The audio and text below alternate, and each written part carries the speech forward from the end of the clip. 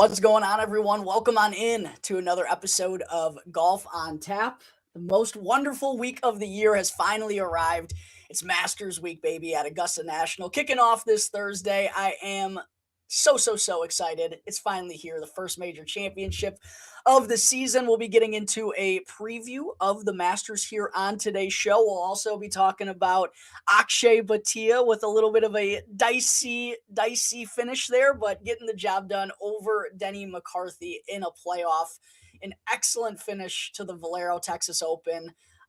Very fortunate, very blessed to have been on site there all throughout the week. Maybe a little bit of bias here from me, but it really feels, Ross, like it's one of those tournaments that at the end of the year or even a couple of years down the road, it feels like out of the non-majors, like this is one that's going to be memorable because there was just so much going down in those final few hours on Sunday afternoon. As I said, got a little bit dicey.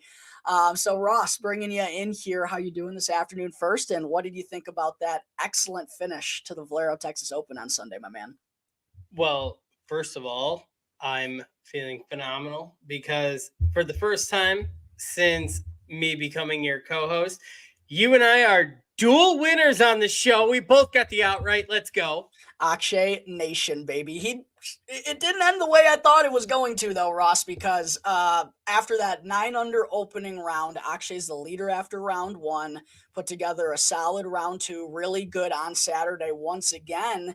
And even out of the gate on Sunday, he birdies 3 of his first 4 holes, was really in control of his golf ball. And you know how I figured my Sunday afternoon to go? It was like, oh, I got an outright on Akshay. I've been following him all week long because he's my boy. He's in contention. And yeah, I got a bet on him. And I was really thinking, like, I called up my other partner in crime, Joey Ricotta. He had money on Akshay as well. And shout out to the boy Joey, because I was traveling to Texas. We did a show on Wednesday afternoon, and he was able to put that bet in for me. So I really appreciate Joey hooking a brother up. But I called him on the side of the second fairway, Ross, on Sunday afternoon. Akshay's got a 6-shot lead. I'm like, Joey, baby, this is unbelievable. Going to watch Akshay go wire to wire here. Technically, it wasn't wire to wire because it did go to a playoff, but man, Denny McCarthy just would not go away. He was won my money. He was one to take it, just like Scottie Scheffler has done a couple of weeks prior to me hitting that Steven Jaeger bomb outright. But Denny, man, absolutely unconscious on the back nine. And it was just one of those situations where Denny was doing his Denny thing, where he was just making them from all over. The short game was exquisite, but he was also hitting some really incredible iron shots, man. Like, he just went full balls to the wall on that back nine. I was begging him to stop birdieing holes, but he just wouldn't go away. But as I told you before recording, Ross, during that finishing stretch, you know, where Denny's marching down Akshay, the lead goes down to 4, goes down to 3, to 2, to 1. Denny makes that awesome birdie on the 16th when Akshay misses the green short, and then it goes to 17. Akshay hits a beautiful chip out of the bunker, but then misses that 5-foot putt, and all of a sudden, it's tied going to the 18th, and I am going, how did this happen? I literally posted the Tony Soprano meme. How could this happen when he's sitting in the hospital room? That was literally my thoughts. And I posted on X, like, if you see a dead body on the side of 17, it's me just laying down, absolutely sick to my stomach. And I know Akshay was a very popular bet out there this week. So I know there were a lot of people feeling the same. But like I told you before the show, Ross, you know, it was really an anxious last couple of hours there, but knowing the way that it ended, Akshay goes and drains an 11-foot birdie putt on 18 to match Denny and to force a playoff, and then Denny goes and chunks one into the drink. You know, I wasn't thinking it at the time, but it really did make the finish more special than what it would have been had Akshay ran away with it. Yeah, it would have probably been better for my heart, but Denny making it interesting actually wound up making it even better. I didn't believe that at the time, but dude, just what an unbelievable finish. I know Denny comes up short once again, but that was some of the best golf I've genuinely ever seen played on TV or in person. It was unbelievable what Denny was doing, bro. Well, first of all, I want to start this out with saying, Jack, unbelievable fucking job being down there on site for us. That's such a huge thing. And as your co-host and partner, I was so goddamn proud of you. It was incredible coverage that you were giving our brand and everything down there. But literally, man, I went through the same fucking thing up here. I was sitting here 700, 800 miles away going, oh my God. And it was that little like incremental shit that Denny does, where I was like, all right, it's a 6 shot lead. Like, here we go, here we go. All right, it's five, 5:14 to play, still good. Oh, okay. Well, now it's 4 with 9 to play. It's great. Oh, wait, it's 3 with 7 to play. Okay, well, we're tied with the play. All right. Yeah, it happened real quick too. I was like, the first couple birdies that Denny made there on the back nine, I was kind of like, oh, this is cute. Like Denny's gonna go and have a nice little finish here. It didn't really sink in that like ruh-roh, I could be in trouble here until he chipped in at the 15th. And then it was like, now he's got some real momentum. And I was watching, I had a front row seat on the side of the green, and I'm literally just in my head, like, just don't chip it in. Just don't chip. Go and put it to 2 feet. Go and knock it in. Go and make your four. The lead's going to be 3 with 3 holes to play. Akshay will be chilling.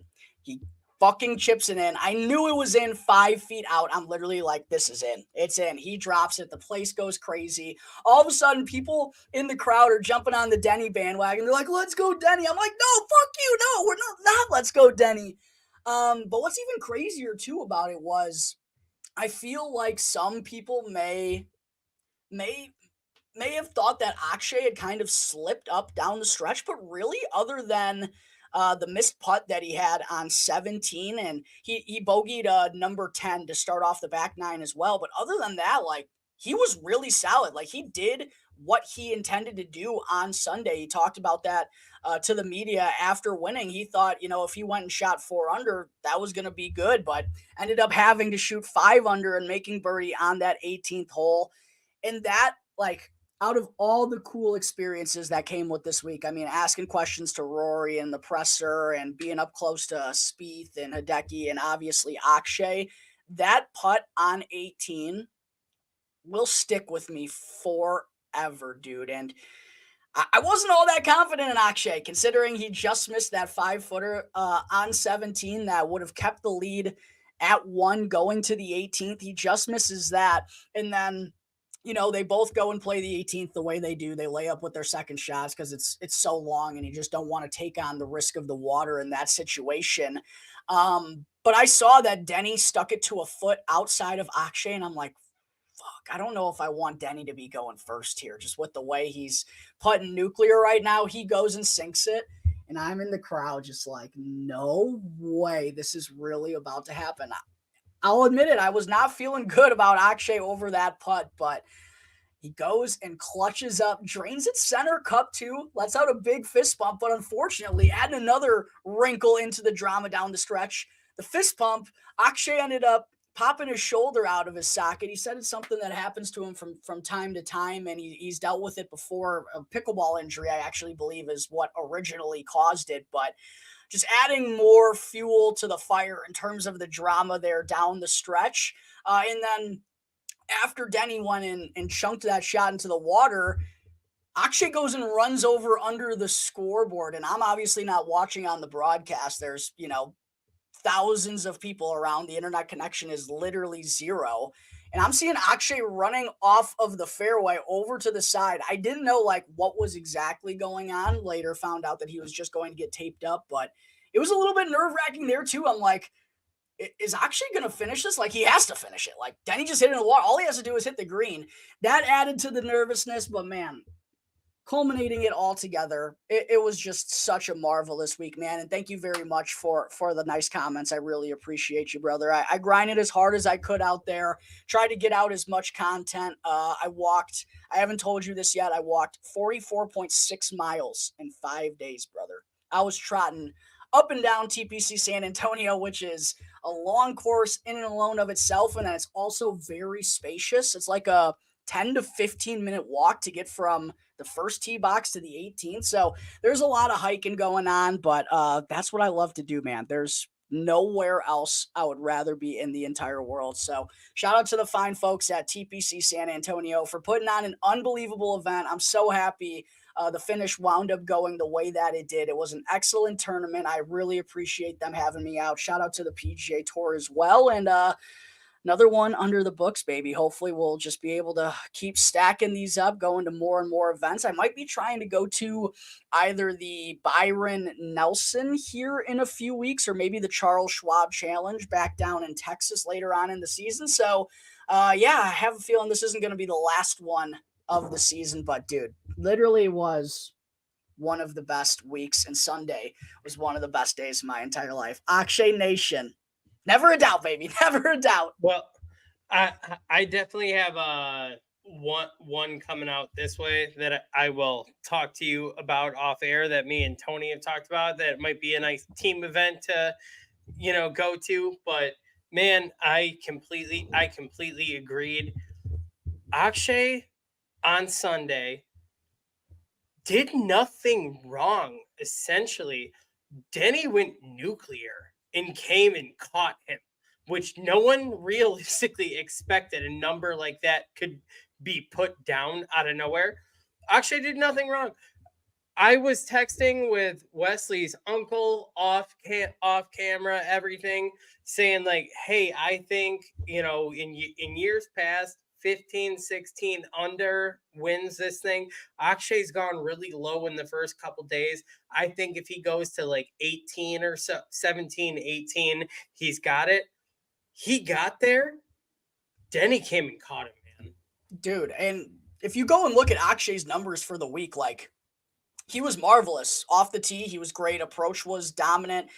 I believe he led the field in strokes gained around the green, gaining over 6 strokes there. And the putter was about to field average, which is basically what he needs to do with how good his ball striking was. Like you said, he was really solid on that Sunday afternoon. Denny was just right there with him. But what also was crazy, Ross, was just how much they lapped everyone else. I mean, what third place was 10 under, I think. 10 or 11 under. And Rory at 11. And they both got to a playoff at minus 20. And what was crazy, too, is Rick Gaiman, who I love his website, rickrungood.com. I definitely recommend it to anyone out there who's trying to find more about golf data, or if you're trying to get into golf betting. I really think it's a great website to kind of give you some numbers and just do deeper dives into a lot of these players. He mentioned on X that both Denny and Akshay gained over 21 strokes to the field total this week. That number would have won each of the last 167 tournaments. 167 tournaments. It's a shame that, I'm not too upset about it. I'm sure Denny McCarthy is pretty salty about how the way that one ended, but literally any other week would have been good enough to get the job done for Denny McCarthy. I've never really been on the Denny train. I don't ever bet him.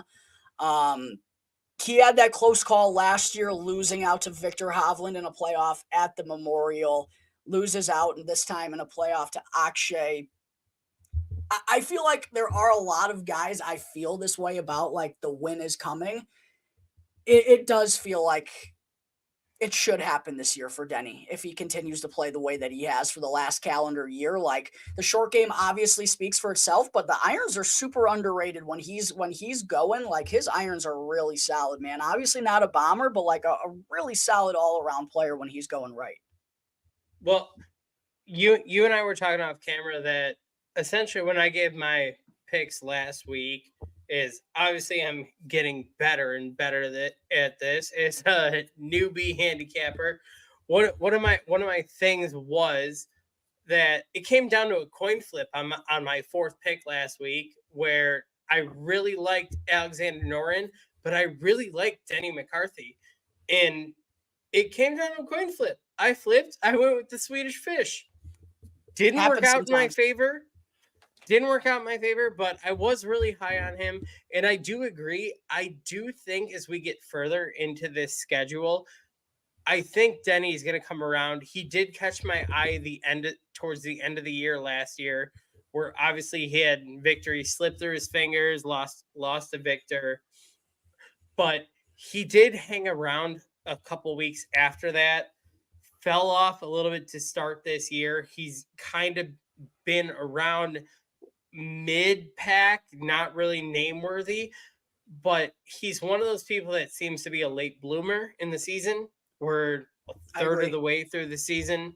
I'm not going to be surprised to see down the road Denny McCarthy do some big things. The only thing is, my only concern is, when you play that well, you sink that many putts, you get yourself in a playoff, you can't lay sod on hole 19. Dude, that was wild. I've told this to you. I told it to Tony. But I had a pretty good angle. Like, I was pretty directly right to the side of Denny McCarthy when he hit that third shot on the playoff hole. And he talked in his post-round interview about how he mentioned he saw a bug by his ball, and there was also some crowd noise going on, which, I mean, to be honest, that's just going to happen in that situation. I'm sorry. Like, you really can't use it as an excuse. No, not the bug, like the crowd noise. Like, can't complain about the crowd noise around. A bug and crowd noise. Sorry, Denny, but I believe the bug more than I believe. We love you, but still.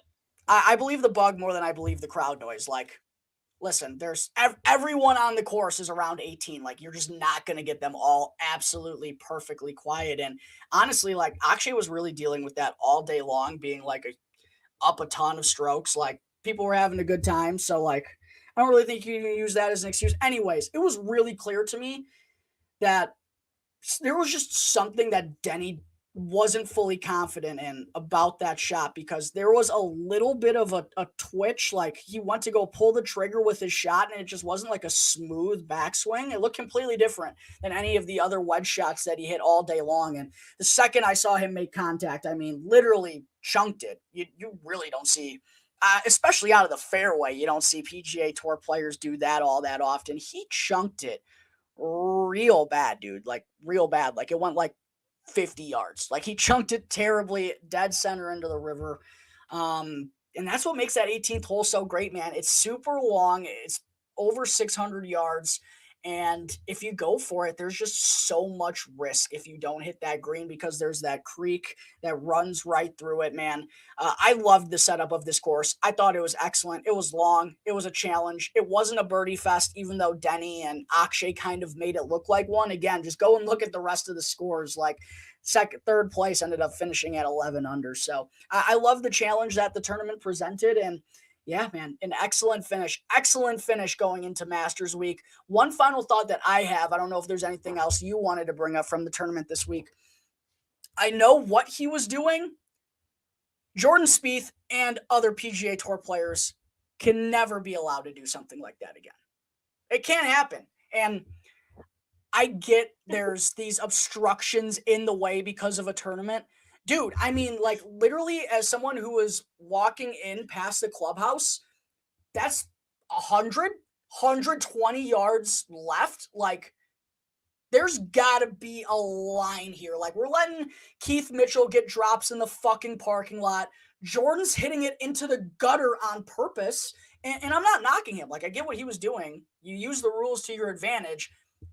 This can't go on. I mean, it's making a mockery of the tournament a little bit, man. And it's like, when guys are now doing it intentionally because they know they benefit him, and it happened to Rory twice this week, not where he was hitting it into the fucking gutter like Jordan was, but Rory pole hooked his second going for the green on 18 twice this week. He actually smoked a fan in the shoulder. I hope Buddy's doing all right.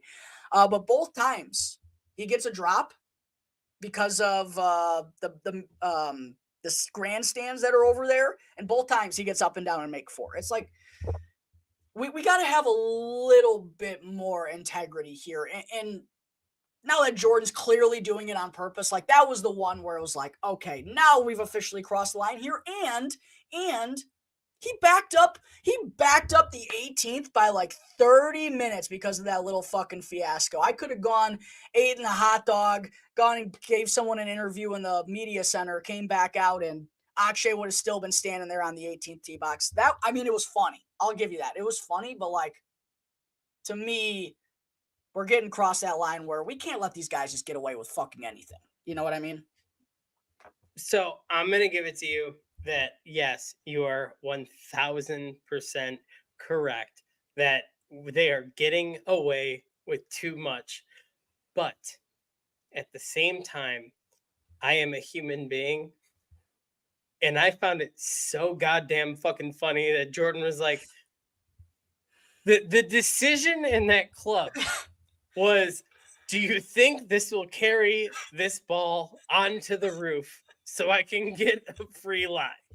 Like, dude, that's ridiculous. And I do appreciate that Jordan Spieth is an electric factory. And he is one of the few guys with the split between Live and the PGA Tour that is like a real, like, turn the TV on, Jordan Spieth's doing stuff kind of guy. The PGA Tour really doesn't have a lot of those that will, like, get eyeballs on golf.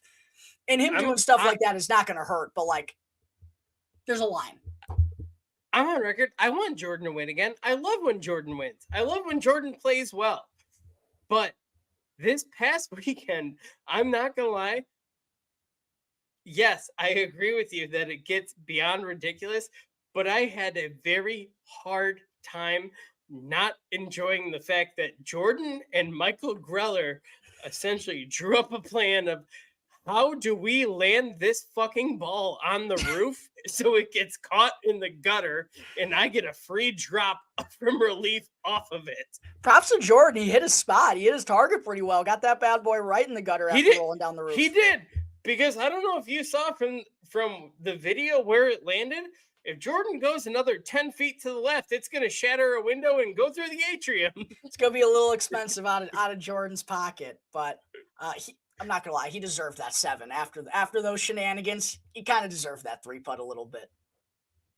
But then again, I also want Jordan to win again because golf is better when Jordan is Jordan. And I don't know what's going on, but he needs to figure it out.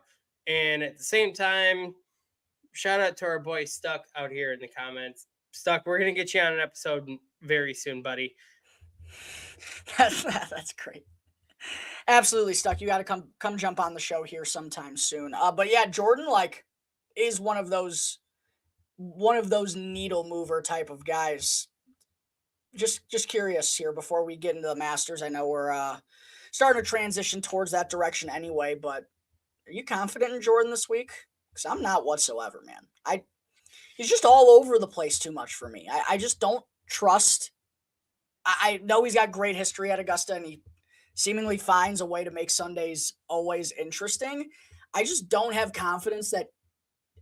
I just think he's going to make too many bogeys. I just don't see him eliminating all the mistakes that are in his game. Like, it's almost like he's like a diet Rory right now in a little way, where he's like just not able to put everything together at the same time. You know what I mean? See, this is where my big dumb brain, which I've mentioned several times when I initially started filling in on the college football show for On Tap, this is where my big dumb brain comes into effect, where anything can happen at Augusta. That just for whatever reason, I think a guy can shank the ball like me left and right all over the place. And then you go to Augusta and you just know how to fucking hit it because you've won there before, you played it before. This is literally the one tournament a year that I truly believe you don't play the field, you play the course. And the only reason I say that is if you go off a track record, you look at guys like Phil Mickelson, like last year. We know Phil is over the hill, right? Phil still comes in and finds a way to finish T2 last year because Phil's been there. Phil's won there. Phil knows what has to be done. This is one of the only courses on the entire planet that it does not matter who you are playing. It's how you play the course. So truthfully, yes, I want to agree with you that I don't think his form or anything is great and is going to help him. I don't think he's there. I don't think he's going to play well when he gets there. But at the same time, I also have to sit there and go, but he's fucking won there multiple times now. And Augusta is just one of those venues, man. And I think that's what makes the betting board and who people are going to be tailing this week so intriguing, because outside of Scottie Scheffler, Wyndham, Xander, like who really comes in with form that you can trust going into Augusta? But at that same point in time, maybe it's not lead-in form that's necessarily the key factor because, like you said, if you just know Augusta and you know how to plot your way around that course, you can still put yourself in good positions regardless of what you have been doing. Like you just said with Phil Mickelson last year. And I mean, there are just countless guys who seemingly pop up at the top of the leaderboard year in and year out because they just know how to maneuver around this place. I mean, it's going to be the most stupid example I will ever give, but I mean, it also happened. 2019 Tiger. Exactly. It could just happen. I mean, realistically, going into until we hit the back nine, he really was not. I mean, he was in the run, but he was not taken seriously. When they hit the back nine, and we went to Amen Corner and everything, it came down to who knows how to play this course. Yeah. That's where you saw the surge. That's where he made the turn. That's where he took the lead, and that's where he ran with it because he was experienced. He knew how to do it. He knew how to get through it. While the other guys just flipped their ball and tried to flip it on the green, and they went left, right. They went in the drink. They went all over the place. You literally had the master of the masters that knew how to just, I'm going to hit it here. I'm going to set myself up for this. I'm going to attempt to knock it down. And if it goes down, I'm going to move to the next with a birdie. And that's how it worked. That's how we got theatrics. That's how we got that miracle story out of that. It's the same thing where, as much as I want to say Jordan, sorry. Love you, buddy. Your game has been shit lately. You're left, right. You're all over the place. You're more right than the Dallas Cowboys kicker. Sorry. You're not wrong. But the thing is, when it comes to this 1 week a year in this course, I still believe in your game and you know how to play that course. And I think you have one of the best caddies to guide you through that course for the success you guys have had at that, this is one of those courses that really brings in that caddy player relationship where honestly, I know we talked a little bit off air, but JT dropping Bones. Don't love the timing. I don't love the timing only because Bones has won here multiple times, bud. If you're not feeling it, I get it. Maybe we part ways down the road. Like, hey, a one and done. We're gonna go here. Bones is won here, man. Yeah, that was kind of my thing about it too. Was like JT, like if it doesn't go well at the Masters, then just part ways with them at RBC Heritage. Like, why now was the biggest question to me, like you said, with a veteran caddy who knows his way around that course. Matt Minister has been there as well, a longtime caddy that's now going to be on the bag for Justin Thomas, but it's a new dynamic, and it feels like you don't want to go into Augusta with something new or trying to find something out there. You want to go into Augusta as steady and as confident as possible, and I just don't know if this was the right time for Justin Thomas to make this move. I do think, he might have had to shake something up. I don't think it was like the craziest move ever. The timing, I think, was the biggest issue that most people had with it. So, yeah, going to be interesting to see what Justin Thomas does with Matt Minister on his bag for the first week. Ross, I do want to bring up, though, Tiger Woods, man, we just brought up. There's a weird energy this week. It's not normal Tiger's Masters energy. Have you felt the same way? Because, Tiger's playing, and there's always excitement when Tiger's playing. It doesn't feel like it's being blown through the roof by golf media at this point, though. Do you feel the same way? I feel the same way, but I feel like it's a good thing. For him, probably, yeah. For all of us in general, I don't know if you saw, he was out there rocking the Sunday red apparel. He was in the dark blue everything. Honestly, from you and me being big critics from the beginning of it, I like the look. It looks sleek. It looked a little cleaner.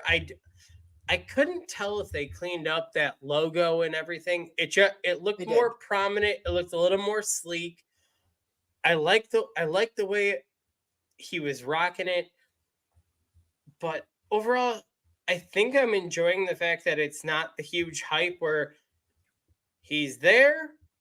He's there. All we know is he's there. We haven't had a lot of details of how he played, how he shot, anything. But one thing that I do want to toss to you, because obviously it's an option out there. We have Lance Bennett on the bag this week for him again. And obviously well-respected caddy in the game, been around for a while, won some big tournaments with some big players. Now that he's a free agent, what do you think are the chances at some point we see Bones on the bag for Tiger? I'm not really that high on it, quite honestly. I think it's certainly a possibility. And especially if it's just like when Tiger's playing every now and then, Bones could certainly be a good guy to do that. I'm not ruling it out. I just do wonder if he's going to go back right away. Like, I feel like he might go, and this is just a guess. It's not like I have any facts or know this for sure. I just feel like he might go back into media a little bit and maybe step away. And I'm just guessing, like I said. But I do think it's just like a natural fit with those two, and it could still allow Bones to do the media stuff if that's what he's wanting to do, and go and go and loot for Tiger whenever he's wanting to play. Yeah, I didn't expect it obviously to like happen after JT dropped him and like Tiger goes and picks him up this week, but definitely something to be mindful of in the future because obviously that would be a fun duo to see. I just wanted your opinion because obviously I didn't think it would be a really quick thing, and I do believe one of Bones' best things because prior to joining with JT, Bones did an awesome job joining the NBC team on coverage and being the walker, the tour guy, hold a hole, everything. Bones did an amazing job. I was just wondering your opinion with Tiger playing a limited schedule, like it seems it's going to be for quite some time moving forward. We're not going to get Tiger playing, 36 PGA events. We're going to get Tiger playing a handful a year, and that's it.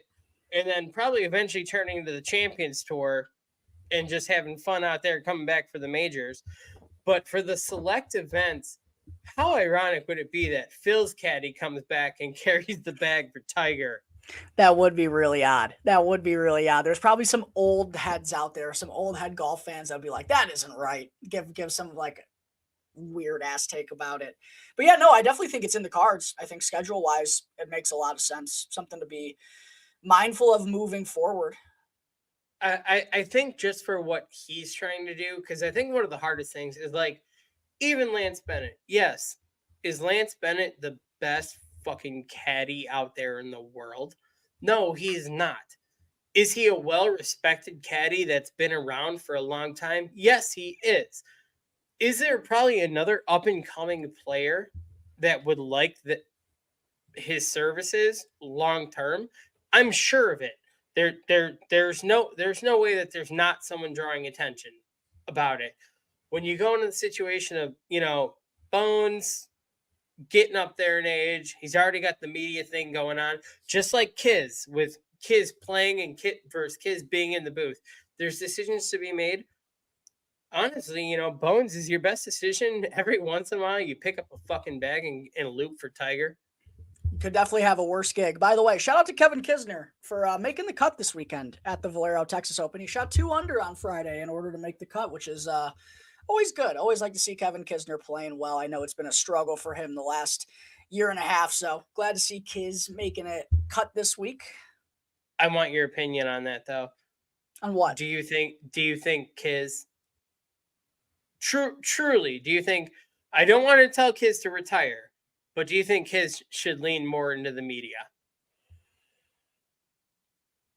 Because personally, I do. I think Kiz has had a great career. I think Kiz is one of those personalities. I think this is a great time because foreplay and everyone have said multiple times, there are 2 seats available in this game at any time. One of them is open right now. I mean, I think I definitely think eventually that's going to happen to Kevin Kisner. I don't know if it's right now. I feel like there have been better signs these last few months. I forget where it was, but I posted his scorecard after he made the cut a few weeks ago.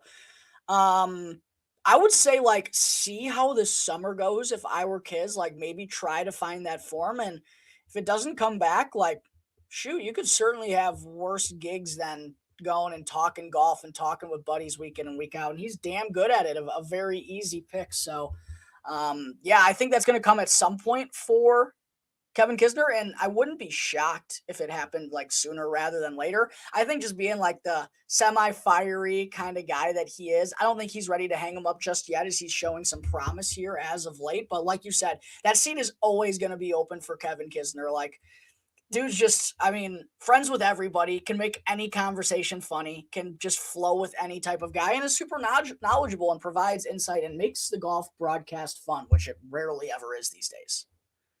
I just try to take it with, obviously I'm a little older and I'm going through different things in my life and trying to think of different opportunities that go on. Obviously, this opportunity came out of nowhere for me and I'm super grateful for it. But it's one of those things where like his playing career, I mean, I don't think we're lying by saying could Kiz go low and win a PGA event? Of course, I think Kiz could go and do that. Is it more realistic that his opportunity is being a chair at NBC? Yes, absolutely. Because there, like I said, there are 2 chairs open. One of them is Hello Friends, and the Yes. other is at NBC. That's enough Kevin Kisner talk, though, my friend. I'm not going to lie to you. We got to talk about the Masters because it is the We best week do. of golf. It is Golf Super Bowl. We're going to have multiple shows coming out throughout the course of the week, so maybe not going to dive like super deep into it. And if you're familiar with Augusta National, you're pretty familiar with the course by now. There really weren't many changes this year as there have been in the last couple of years. The only change was at number 2, Pink Dogwood. They moved that tee box back about 10 yards and a little bit further to the left because it's played by far as the easiest hole on the course these last couple of editions. So they wanted to bring in that bunker that's on the right-hand side there a little bit more. But other than that, the course layout is pretty much the same for the most part. It's the longest Masters in tournament history, 7,555 yards. You got the heavily sloped fairways that make it even harder to drive the ball a long way on this course. You got the pine straw, the tree line fairways, the shaved runoff areas that make, approach shots so crucial and around the green and bogey avoidance as well. You got to chip to get around at Augusta. And then there's also the greens, man. And I heard Rory in his pro-am last week. He was talking about the greens at TPC San Antonio. He said they were running at about a 10.5 to an 11 or so entering the week. And he said that some weekends when it really gets baked out like Augusta National wants it to be, the weekends it can run like a 15 or 16. They're known to be the fastest greens in the world. I mean, you can literally tap it and the thing goes racing downhill. But you need to have a complete game to win at this course. And I think it's no surprise the guys that we've seen win here these last handful of years, Scottie Scheffler, Jon Rahm, Hideki Matsuyama, all elite ball strikers, but all have that well-rounded game about them. Obviously, Scottie was putting a little bit better when he got that victory, been putting better here as of late. But it's the Masters, baby, kicking off on Thursday. Ross, going into the week, who are kind of some guys that you are eyeing? And just looking at this betting board right now here in general, as I alluded to a little bit earlier on in the show, like, to me, it's a wide open betting board because the live guys, there's always the question, other than everyone's always confident in Brooks and Neiman's getting some super juice this year, but you don't really know ever what to expect out of them in the first major of the year. And then a storyline on this show week in and week out, we've been starting to see it a little bit more these last few weeks, particularly during the Florida swing with the Arnold Palmer Invitational and the Players Championship. But not a lot of the PGA Tour's biggest names have really shown up or played all that consistently this season. So I think this odds board is completely wide open. Obviously, I'm going to be leaning towards the top because I do think one of the better players in this field is going to come away with the win. But I'm curious as to your thoughts on some guys that you're liking here early on in the week, Ross. Well, first of all, it is day one of Masters Week. So obviously I have the Augusta green and yellow hat going. And second of all, the most consistent thing that we can count on is hearing hello, friends. I can't wait for that. Cannot wait for that.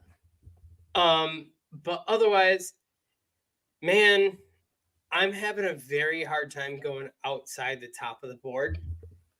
I'm going to be honest.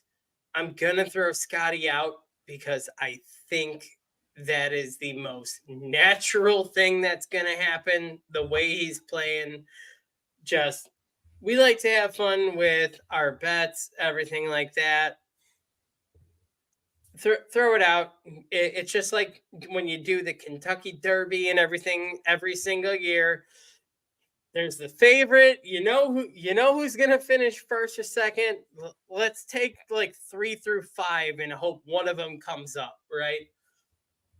Scott, I'm gonna throw out Scottie early, and I will make it known to our crowd. Obviously, we're gonna have some more shows. I do have my 4. Do you want me to release my 4? Because I'm rattle them off, baby. But before you do, actually, the one thing I will say is I've been telling a lot of people this week. Also, shout out my boy Mad Dog. I didn't get to see any of Nelly this week because I was out at TPC San Antonio, but I saw she rattle off another win. She's hotter than Scottie Scheffler right now. So absolutely, Nelly definitely does deserve the respect. What is that? 4? 4 in a row for Nelly. She is racking them up right now, and it is gosh darn impressive. I wish I got to see some of the highlights, but I saw a bunch of tweets how she's just been dominating. God damn, do I wish that mixed team event was this year. I know, dude. They need to be integrating that into a better time of the year. Like, that could pop. I really believe that would be a great event, and I think both sides, the LPGA Tour and the PGA Tour, mixed team event in the Olympics this year. Oh, yeah. Love it. But yeah, go ahead and rattle off those 4 main guys that you're looking at this week. All right, so I'm not even looking at odds. I'm just gonna go ahead and give my names because sure. I've worked on it. I'm gonna throw big man, big majors, big performance every time. You got to throw Brooks in. He is just a machine, and he is designed for these type of things. And I think after last year coming so close and then taking the PGA, I think he's ready to check this box off. So I think you have to take him so seriously, and I mean so seriously. And I think 20-1 is like a more than fair number. It's probably that because of what he just did at Doral this past week. Not a very good showing for him, but like big game hunter, Brooks Koepka, he probably really didn't. I mean, I'm sure he tried to find some form, but he doesn't really give a shit about Doral. He gives a shit about the Masters. He's had this one circled for years. So I like the Brooks call. I don't know if I don't have any bets in officially as of yet, but Brooks naturally at 20-1 is catching my eye as well. After that, we're going to move a little further down. We're going to move down my list, but he's playing so well lately. He's already got a dub this year, and he's already got a jacket. It's really hard for me not to take Hideki seriously going into this thing. Oh, he's been so good, man. Didn't really finish all that well at the Valero Texas Open last week, but still another top 10 for him. Off the tee has been great. Ball striking's been good. Around the green has been magnificent. He's been one of the best players in the world in that category over the last 24 rounds. just kind of feels like it comes down to the putter with Hideki, but 22-1 out there. There's probably a 25 somewhere if you shop, maybe, and we always recommend shopping so you can go and get those best odds. And by the way, make sure you use the promo code ONTAP at Bet Rivers to get up to a $250 match if you're not already a member there. Yeah, Hideki is going to be very popular this week, and for good reason, my friend. But the thing is, where you and I say didn't finish well, still finished in the top 10, still finished like eight under, 11 shots off the lead. Crazy. That would have been a T3 if you take out the winners. And let me just technically it still was a T3, but it would have been a T2 if you take out the guys that were 11 strokes ahead. So, I just meant he didn't finish as strong as he did coming out of the gate, because he was really going there early on Sunday and then kind of slowed down a little bit. But yes, another high-end finish for Hideki, no complaints whatsoever. Outside of Scottie Scheffler, might have the best form entering this tournament of anyone. For sure. After that, I'm gonna go down where I don't know if it's the mental health coaching or whatever that's going on for him. Wyndham Clark is just playing at another fucking level when it comes to these big signature events, majors, everything. He hides in the woodwork for all the in-between events. And then all of a sudden, when it comes to these major signature events, majors, whatever, he's there. He's in the final pairings.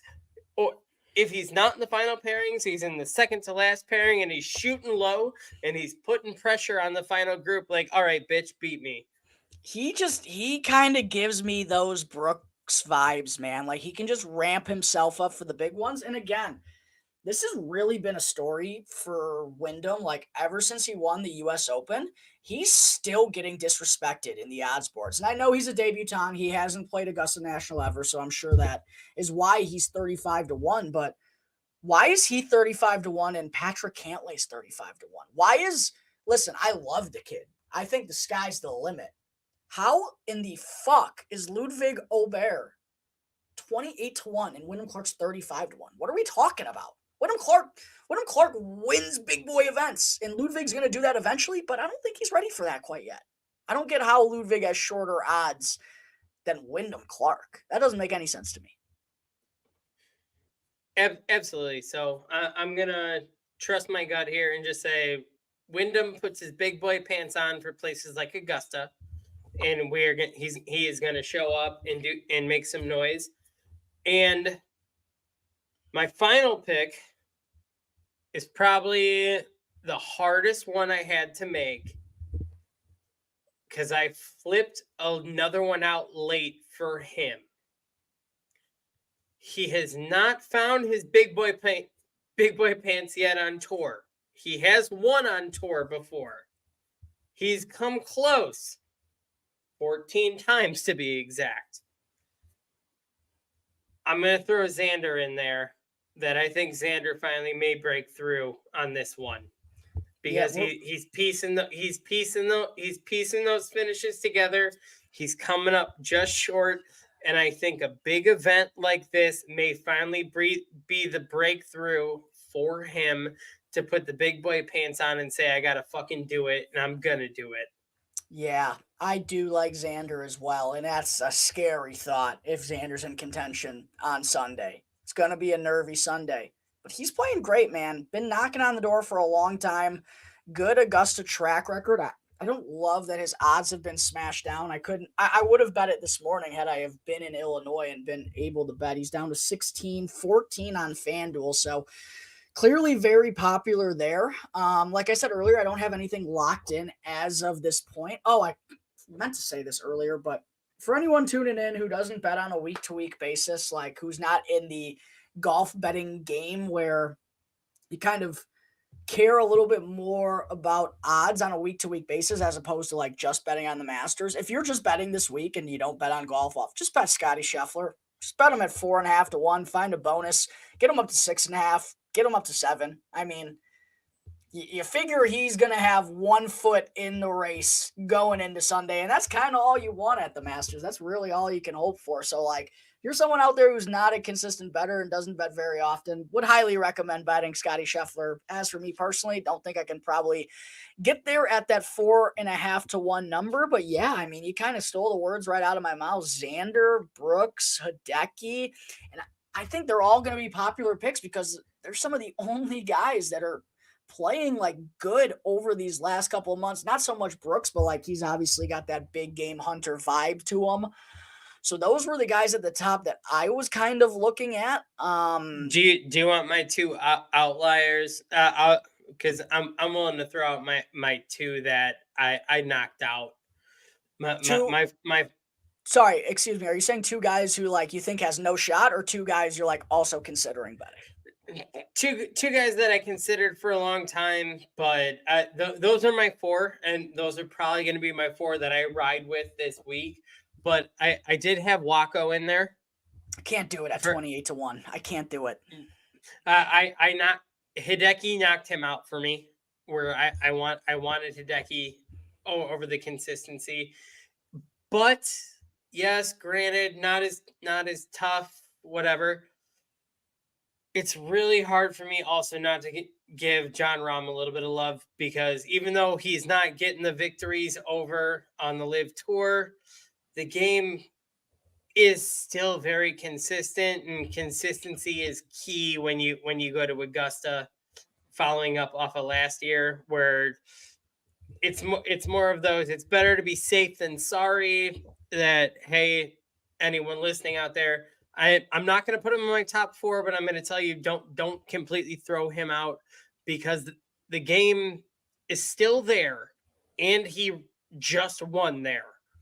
Yeah, and I just think I don't know if I can get to that 11 to 1 number, but in other ways to get to Jon Rahm, like if you've already burned Scottie Scheffler in a one and done, or you're not wanting to use him and you're playing DFS, I think Jon Rahm's floor is higher than Rory McIlroy's. Like Jon Rahm, I think if he struggles a little bit, he's still going to be able to have a top 20 finish and still find a way to make the weekend. Whereas if Rory's not right, like it can go really wrong. Like we saw last year when he ended up missing the cut. Like I just think Rory has a little bit more like sporadic ranges of outcomes. I think Jon Rahm is really like solid and consistent and just isn't going to make all that many mistakes, even though the narrative might be right now about him like, oh, he's not playing all that good over on Live. Well, he actually is. He's just not winning. So I know that's what people want to see from, the top player over on that tour, but I think the narrative might be making it out a little bit worse that like Jon Rahm's playing bad golf right now when he's really not. Yeah, no, that's kind of where I sit. But the 4 I gave, those are realistically, unless something drastic happens, and I mean, when I say drastic, I mean an injury and someone pulls out, those are probably gonna be my 4. For sure. I've had those circled for a while, so we're gonna run Brooks, Wyndham, Xander, Hideki. I like it. Yeah, as I mentioned, Xander, Brooks, Hideki, all guys that were catching my eye. I don't know if people won't love hearing this. If Patrick Cantlay gets to 40, I might consider it, just because that's a big number, and I know he hasn't been all that great. He's got some decent results around here, and I think he has the steady game if he's right to play very well, and I just think that's a big number, and I'd personally rather bet him and trust his short game than like a Victor Hovland at this point in time. But if I'm going to be going strong up top, and even if I have 2 of Xander, Brooks, and Hideki, I don't know how much I can get to this like middle range, and I'm really not even all that intrigued by it. Some guys scrolling a little bit further down that I do think are interesting or do just have good numbers. I know Cam Smith is dealing with a little bit of an illness and had to withdraw last week from Live Doral, but I think a 45 to 1 is a really good number on Cam Smith. And I honestly think there's not a whole lot of interest on him right now. Like I could see that number going to like 50 or 55, quite honestly. Cam Smith is someone who I've looked at. Sorry, what were you going to say, buddy? I was going to say that there is one person way the fuck down that list where, hey, if you like to have a little fun and spread the wealth, maybe throw $1, 2 or 3 on him. Tiger at 200 to 1. No, the fact that they got Patrick, the fact that they got Patrick Reed down at like 75 to 1. I don't hate for a little ball tickle. I don't hate it either. Patrick Reed will cheat for your money. Always keep that in mind. Patrick Reed will cheat for your money, and that's what you want. Cheat at Augusta with all cameras on him. He will cheat in the Open if it gets him a stroke or two. He'll do it. Don't think twice about it. Patty Reed will cheat for your money. Yeah, I think that's a good number. But once again, I would say once again, it's one of those guys that's played this course, won this course, where when you see, and the only reason I even thought that is when you look at Phil last year coming in T2. When you see someone that low, do you throw $1 or 2 for fun? Good. I mean, it's Masters Week. Go nuts. That's what it's all about, baby. It's $2. Come on. Exactly. To kind of tie a bow on this here, Sahith. I think if you can get a 60 on Sahith, I think those numbers are gone now, but I think those are interesting odds. He finished inside the top 10 as a debutant last year. The one guy who in like the middle pack that I'm really eyeing, and I don't know if I can trust him to putt on Sunday. Shane Lowry's been playing some good golf, man, and he's got a good Augusta track record. I kind of like Shane Lowry at 55 to 1. I think those are good odds. I'm a sucker because I love Shane Lowry as a person. So maybe you're not the guy to ask about that in particular. But I do love Shane too. I mean, how can you not? Just a big, happy, jolly, fat guy out there who's smiling when he's playing well. But seriously though, like for how well he played in Florida, like I think these are very fair odds, 55 to 1. It's the fact that I don't know how aware you were. You know that he had to send emails and shit for most of the Florida swing. He had to send emails and like ask for can I be in? And they'll say yes. Can I get an invite to this? Because he did not qualify for them. He was outside. So he had to send emails for sponsorship exemption. And of course, all those tournaments were like, yeah, I guess we'll throw you a freebie. You were in the Ryder Cup, everything. And then he finishes like T2, T3, T4 through all of it. Where, yeah, he's just a big, jolly, happy, fat Irish guy. What's not to love about it? I love Shane Lowry in general. It's so hard not to like him. Where, yeah, you know what? Throw a couple bucks on him too. You know what? I'm the worst gambler in the world. It's fine. Just throw a little on everybody. I guarantee you'll make some money somewhere. Yeah, just bet all 89 guys. You'll come out on the positive end. Bet $89. There you go. There you go. You're bound to come away with a winner. Who else is catching my eye? The further down you go, it's just like it's hard to have confidence at a tournament like this, man. I've bet Corey Connors a lot at Augusta. He has an okay track record here. I usually bet Siwoo every year. He's just so lost on the greens. The first time I ever bet Siwoo at the Masters, round 1, he broke his putter and then parred out the last 3 holes with his 3-wood. And I'm like, I'm just going to have to bet Siwoo on this course every fucking year because that was awesome. Which is something that we missed. How about Jimmy Walker just snapping the head off that shit? I completely forgot about Smiley's happy hour too. So many things went down in the course of the 5 days that I spent at TPC San Antonio. But I was on TV for Smiley's happy hour. Rory was right there. Akshay was on it as well. Yeah, Jimmy Walker. Rory saying he didn't know Jimmy was that strong was a funny little jab in there as well. And I thought it was funny too, like Jimmy, like immediately after he broke it, like he started laughing about it. He was like, probably shouldn't have done that, but these things happen in golf every now and then. My favorite part, obviously you were on the course, so I don't know if you heard the real time where they were watching Jimmy Walker as he did it. And in the middle of him snapping it, Rory just goes, "Yep, been there." Yep, been there. We've all been there. Yeah, I did hear him say that. Real quick, though. I knew his odds were going to be huge going into this week. I watched this guy play with Akshay on Friday. Lost. Lost. The worst I've ever seen him. Tom Kim, 150 to 1 to win the Masters. He was lost. I'm not going to bet it, but I'm just saying that's crazy how big that number has gotten just because how bad the start of 2024 has gotten for Tom Kim. 150 to 1. Crazy. Tom Kim looks so lost when I was watching him on Friday It was bad. I was actually uncomfortable sitting in my living room watching him golf on Friday. It was tough to watch, especially when he's playing with Akshay, who's going really well, and I think it might have been Russell Henley with them also. Who, by the way, I learned this week, Russell Henley is absolutely slow as molasses. The guy made me want to rip my hair out there.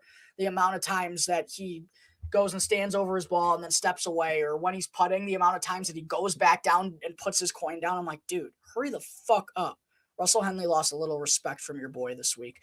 Honestly, though, down the rest of the board, like I shouted out Harris English last week. I think 190 to 1 is a good I was about number.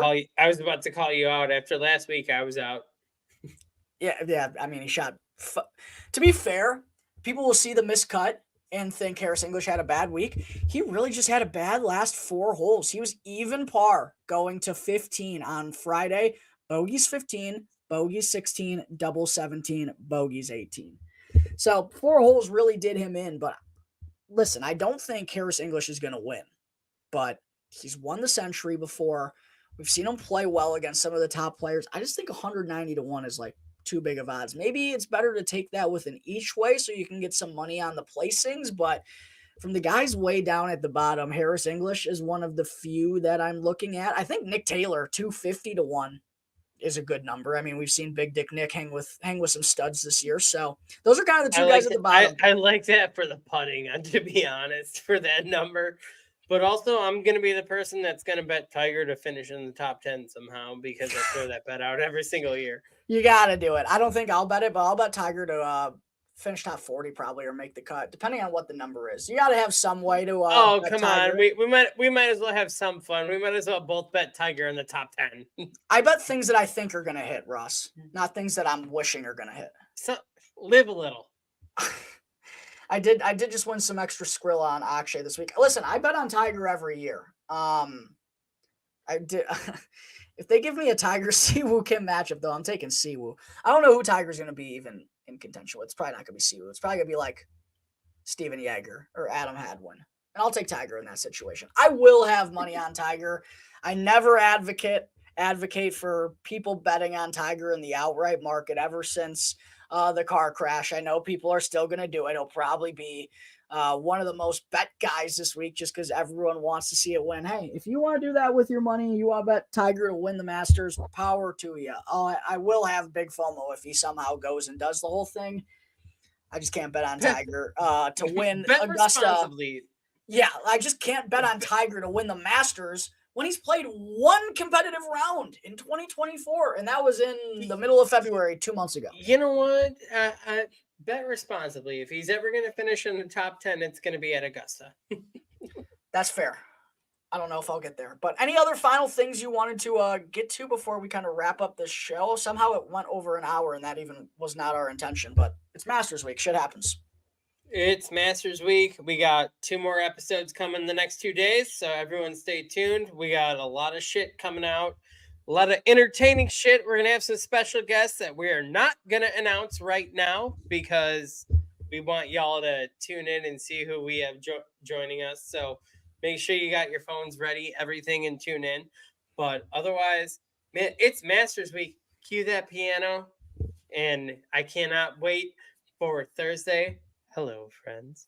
I cannot wait for Thursday. You said it right. Yeah, man. Masters Week just hits different. It's going to be a grind. It's going to be an excellent week. Like you said, we got a couple guests coming on the show. The Masters grind is real. I have been at the airport literally since 4 a.m. today. Immediately got home, hopped on the show with you, Ross, because that's what we do, baby. It's the biggest week in golf. We got to get on our grind. It starts here today, but we're going to have some excellent stuff coming out on Golf on Tap all week long. So to everyone tuning in, make sure, please, please, please help us out. Go and follow us on Apple Podcasts, Spotify, wherever you may listen to your podcast. It's 100% free in that way. If you're not able to tune in with us live, you'll still be able to catch all of those latest episodes. And I promise you're not going to want to miss the ones that we have coming up later this week. Ross, awesome show as always, buddy. Any final thoughts before we get on out of here? No, man, I'm so damn proud of you, and thank you so much for doing this for our brand and everything going down there. You absolutely fucking crushed it, and I am so proud of the effort you gave down there. Honestly, could not ask more from a partner on a show like this. You went down there and absolutely crushed it. So me and the entire On Tap crew are so proud of you. So great fucking job, dude. Thank you, Ross. That means a lot, my man. I tried my best to get out as much content as I could and wanted to see every part of that course, every part of that tournament, and absolutely no regrets. One of the best weekends of my entire life. I just have that Akshay putt on 18, dude. Like, that will be ingrained in my memory forever. And I actually have a video of it, Ross, that I will send you. My brother actually came with me because he lives in the San Antonio area. He joined me on for a little bit on Saturday afternoon and then came out to the course on Sunday. And he watched me go through this whole swing of emotions with Akshay. Like, he was like, oh my God, I can't believe this is happening. I'm like, I can't believe you're here with me watching this happen. Anyways, I had him record a video on the 18th green because there were a lot of people there. And for those who may or may not know, I'm 5'0", 100, so couldn't exactly get the best seat in the house. So I had my brother hold up my phone like over the green to like get a good camera footage as I'm like trying to peep it around shoulders. And in the video, I'll send it to you, Ross. You can just hear me going absolutely nuts as Akshay buries that thing. So it's something I'll remember forever. One more time, thank you so much to the fine folks at TPC San Antonio and the PGA Tour for allowing me to come out. It was a week I'll never forget, and hopefully I'll be able to come back down to San Antonio this time next year, and who knows, maybe even going to be in Texas in the not so distant future again. Yeah, and there's that, and then I would also like to say to our eventual third co-host who will eventually be joining us on the show, Stuck, fuck you. What do you do?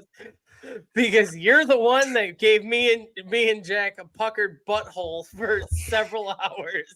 Dude, Tony didn't help either. I'm reading these texts. Tony, he goes to 16. He goes, Akshay's so going to hold this 2-shot lead, right? I'm like, you fuckbag. Who says that? As my heart's beating through the roof? I was fuming. There's that, and then there's Stuck bright and early in the morning. Hey, you guys got it. Got a 6-shot lead. Oh, we're happy to see you. Shut the fuck up, dude. Dude, I swear to God, I've never won a golf bet that was easy. They're never easy. Akshay's up 6 with 10 holes to play. Nope. Can't cruise it out. Golf is a crazy sport, man. Crazy things happen. Momentum is real.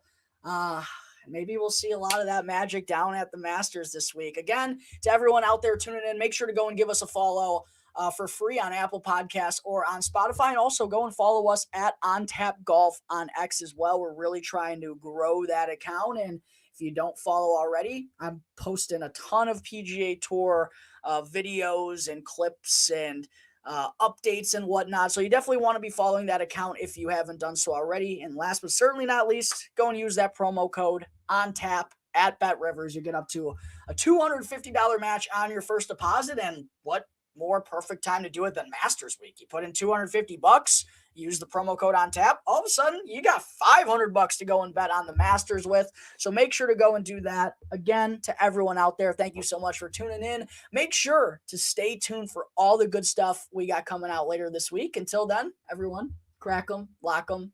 Have a good rest of your